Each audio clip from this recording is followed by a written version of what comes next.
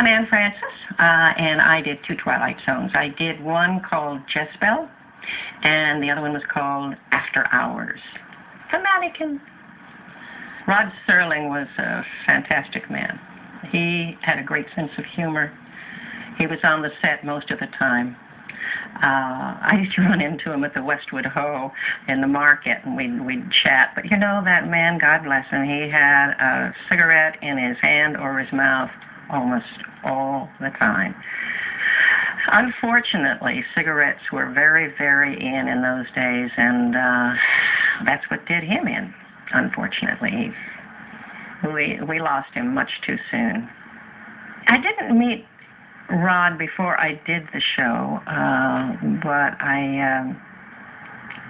I of course respected him greatly, and the Twilight Zone was still relatively new when I did the After Hours, and so I had not met Rod before that, but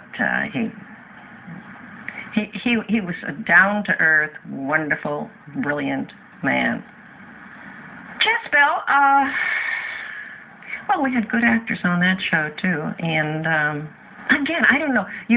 When you're doing a Twilight Zone, or when we were working on a Twilight Zone, it was just sort of the fun of allowing your imagination to just go, and it sort of hung around you like a cloak, you know. There was a magic to it when you were working on the show. Hard to explain, but each show that I did, I enjoyed thoroughly, and there was no question in my mind, or anyone else's, I feel, that the story we were presenting was absolutely true. There was no playing with it. It just was true. And that's, well, I guess that's what makes good acting, but it was just there. It was just there. There was an intensity that would show up on first rehearsal day, and it just stayed there all the way through, and it built and built and built until we did the shoot. Yeah, it was a lot of fun. It was like doing a live TV show, because we rehearsed the whole show and then we did it from beginning to end. Only it was on tape. Well, it was about 5 years after I had done Forbidden Planet that I did the Twilight Zones. Actually, the Twilight Zones were in the early 60s.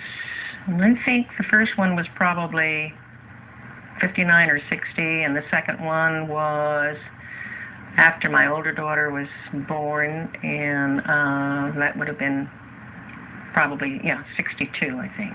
62. Yeah, because I remember when I was doing all of the dancing in Jess-Belle. That was the hour show, when I was doing all the dancing, the folk dancing we were doing, and I remember I had to walk home because the battery went out on my car, and it was like 2 miles. My husband was sick in bed and trying to take care of the babe at the same time, and it was quite a night. Quite a night, yeah. Well, Earl Hamner, who wrote Jess-Belle, is a dear soul. He still is a dear soul. And he, after that, went on to write The Waltons. But he's now working on a musical of Jess-Belle. And I have told him I want to play the witch this time, because I think it would be fun to play the witch. And he said, "No, you're not a witch, you're not a witch." Yes, I am. He said, "I don't see you as a witch." Well, obviously I can't play the 17-year-old girl anymore, so it's got to be the witch. And I can put some, funny things on my face and try it. I mean, Jeanette Nolan has gone on to the next planet, so I wouldn't be taking it away from her now. So, and she'd approve, I'm sure. The After Hours worked very well because we had the whole setup, the whole store was on one soundstage. And we had the luxury of having rehearsal. And we rehearsed and did the show in a week's time. So we knew exactly what we were doing, where we were going, and we were able to do it from beginning to end as a play.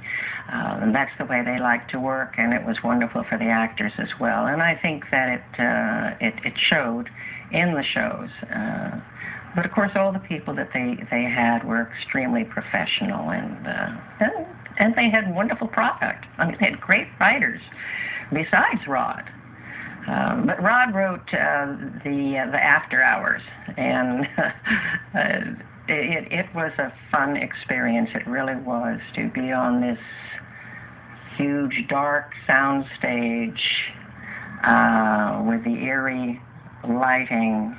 And by the time I got to the shoot itself, the day of the shoot, I, really was quite comfortable with the moves and where we were going, and I let the darkness of that studio embrace me and scare me at the same time. So it was a wonderful experience doing that show, and all the other actors were wonderful, just wonderful.